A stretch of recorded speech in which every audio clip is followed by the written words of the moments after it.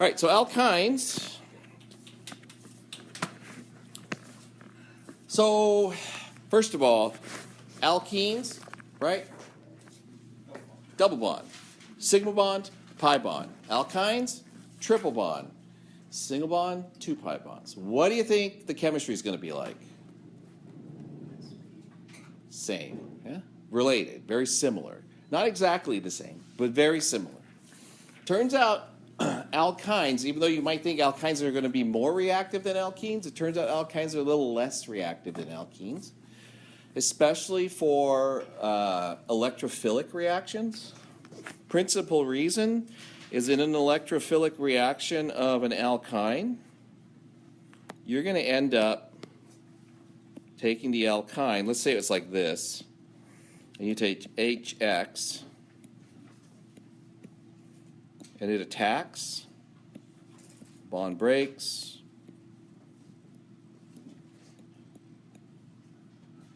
you're going to get something that looks like that. And this is a vinyl carbocation. If you remember, we talked about this stuff a little bit before. The vinyl position, the carbon's more electronegative, holds the charge closer to the nucleus, so positive charges are very unstable at the vinyl position. So in these electrophilic reactions, we actually have to use catalysts to make some of these things happen. Or the mechanism actually is different, and you'll see that. The mechanism is different, but the chemistry is largely the same. You can still do the reaction, and you'll still end up with a following Markovnikov's rule if it applies, that the hydrogen gets added to the side with more hydrogen, and the halogen gets onto the more substituted side. Okay. So let's just take a little quick look at what the electrostatic potential map looks like, right? So you have 2 pi bonds, right? The electron density is around the center of the pi bond. The geometry is what? It's linear, right? So what do you think about its, we talk about steric hindrance and things like that. What do you think about the sterics of a pi bond or of the alkyne? Yeah, it's pretty open, right? It's got a lot of space around it. It's a relatively linear molecule. Okay. I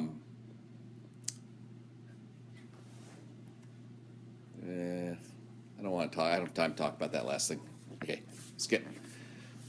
We're a little bit about nomenclature of alkynes. Treat alkynes like you would alkenes, except for instead of E-N-E as the ending, we use Y-N-E as the ending. Okay, so parent chain of an alkane is the longest carbon chain. Of an alkyne is the longest carbon chain containing the alkyne.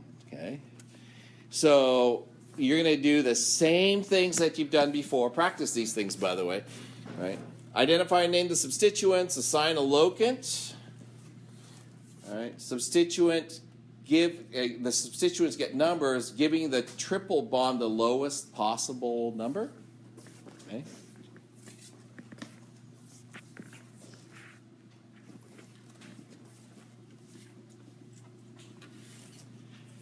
And then you put the name together like you always have. And just like the alkenes, when you give the locant number for the triple bond, right? It's for the first carbon of the triple bond. And the number goes either just before the parent name or just before the Y-N-E suffix. Okay? Exactly the same thing. So, priorities of names. I wish I'd left room on this slide. There's like no room on these slides. Let's write it up here. So, alkane, alkyl halide, and then alkene, alkyne are treated the same in terms of priority, like who gets the lowest number, okay? But alkenes are elevated in priority if you have a tie between an alkene and an alkyne, okay? because that's the rule. How's that? It has to do with, but it has to do with oxidation states too. If you remove hydrogens, you're in the higher oxidation state. But for alkenes and alkynes, it's just they made alkenes more important than alkynes. So if you have an ene, well, you have both of them, and the ene is tied with the yne, right? The ene gets priority. If the yne gets a lower number than the ene, okay, then the yne wins, so the alkyne. So it's only when there's a tie. I'm not going to do that to you. Huh? Alphabetical order, yeah. But generally speaking, it's oxidation states. Like for big differences, like the carboxylic acids are very top. We also talked about alcohol, so I'm going to stick alcohols on the list for now. Right. But up above here are all the more oxidized functional groups, including aldehydes, ketones, things like that. And just like alkene and alkyne, aldehyde and ketone both have carbonyl groups. Aldehyde's raised above. If there's a tie, aldehyde is above.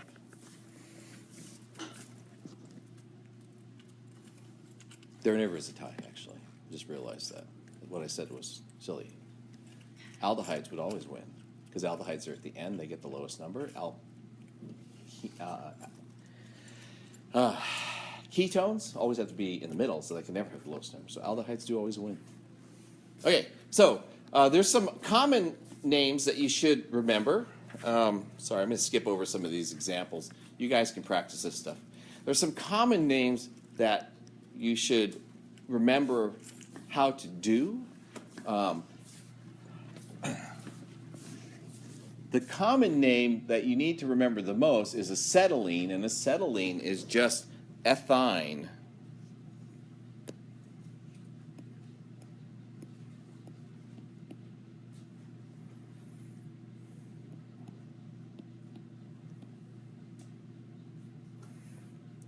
And it's equal to acetylene.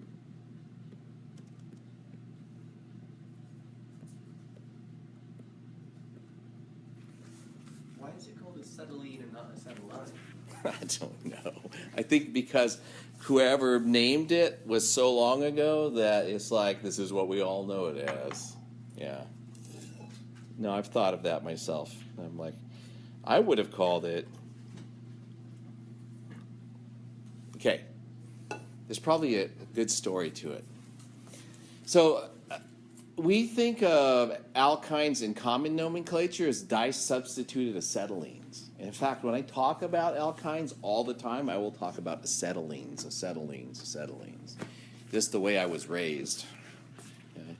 So this would be methylacetylene. This would be diisopropyl acetylene, because it has two isopropyl groups on it. This would be phenylpropyl acetylene or N-propyl acetylene.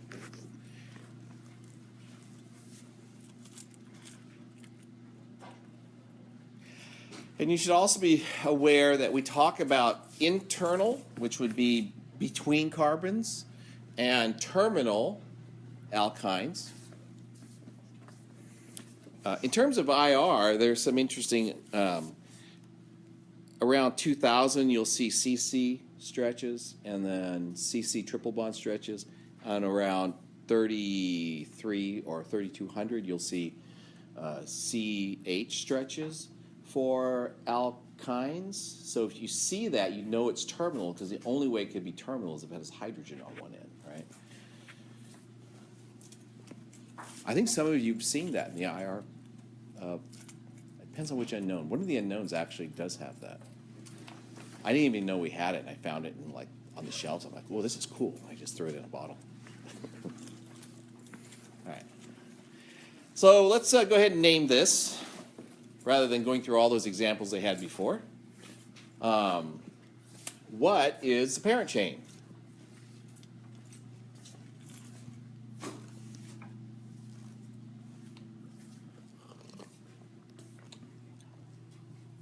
Coffee's already oxidizing. It's the acetylene, right? But it's how many carbons? All right. Be careful. Is the So this is the start. Yeah. So the carbon of the ring, if the substituent, can't be part of the parent chain. Okay. Yeah, it's part of the non-ring structure. So there's one. Here's two. Here's three. Ugh. Sorry. There's three.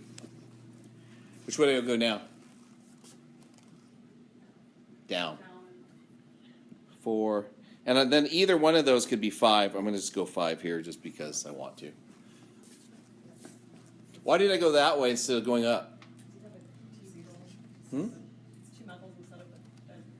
Yeah, more, simpler substituents or more branching. Okay, so this will be a pentyne, right?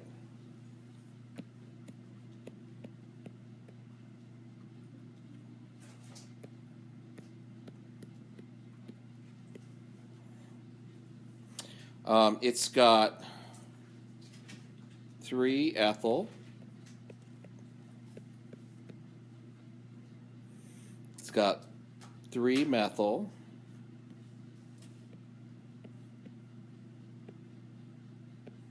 Actually, let me write that a little bit differently.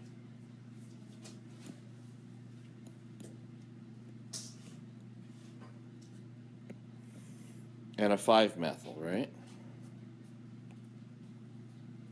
4-methyl, yeah. I just realized I did that. 4-methyl.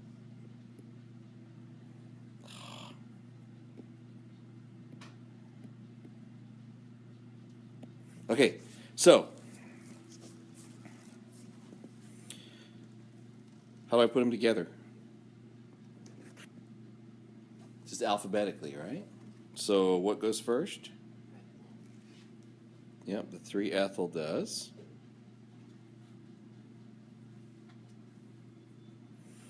And then it's going to be 3, 4. Did you do stereochemistry on that? Nope. Dimethyl.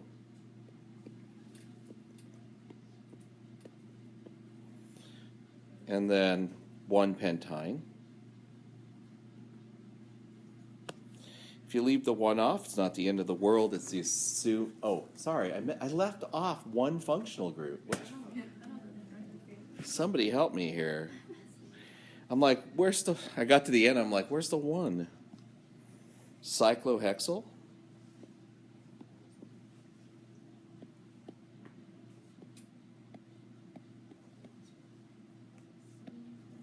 So that can go in the beginning. There. Looks like a 3rd grader wrote it, but oh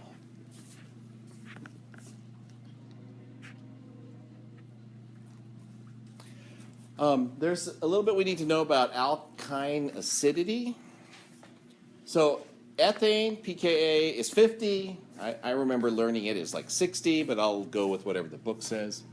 Ethylene is 44. And acetylene is 25. All right. Why is acetylene so much more acidic?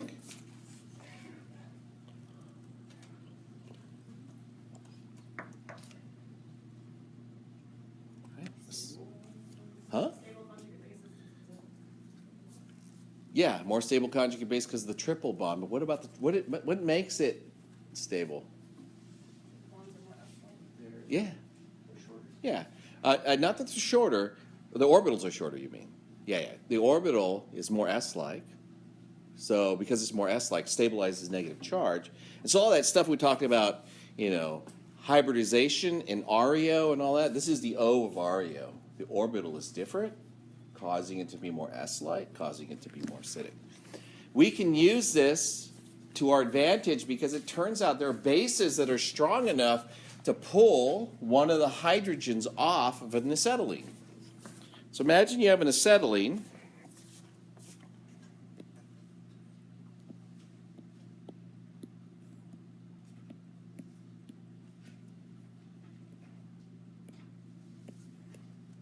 That looks like that. This is known as an acetylide ion.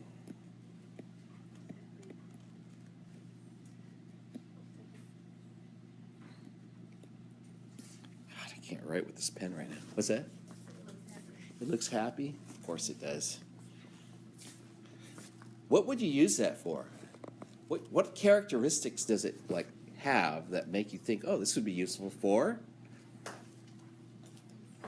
Got a negative charge, right? Lone pair of electrons. Nucleophile. It's a good nucleophile. And it's not sterically hindered.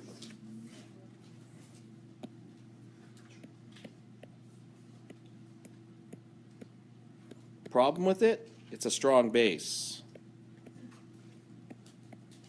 So because it's a strong base, it could also be used in elimination, right? Now you have to think back all the way to chapter 8, right? Strong base, strong nucleophile, right? Can do either substitution or elimination. Where is it going to do substitution the fastest? Primary, and then everywhere else elimination wins. Okay. So principally we use this with primary alkyl halides or primary good leaving group. Okay.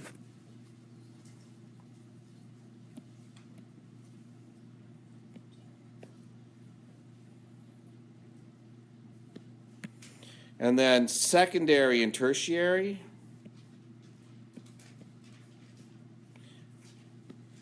Sorry, I'm trying to make a little table here. This is going to be SN2 for primary and secondary, tertiary be E2. And typically you're not going to go through the problem of making acetylidine to do an E2 reaction. That's not why you make them. You usually make them to add carbons. So you can actually add 2 carbons at a time this way. And as you'll learn is if you do an ozonolysis reaction and you want to just add 1 carbon, you can add 2 and cut 1 off. Okay, so that's where I thought we'd leave this, and then we'll go ahead. If it has a low pKa, why is it also a strong base? Oh, it's not a low P. Remember, pKa of water is 15.7, right? So it's still, in terms of like base strength, it's still like 10 to the 10 times stronger than sodium hydroxide. Okay, so it's a stronger acid, but not a strong acid for sure. That's actually the point of the next slide, but I just haven't done it. So don't think that it's like a strong acid. It's just stronger. And we can use it as a nucleophile. All right, good. We'll stop there.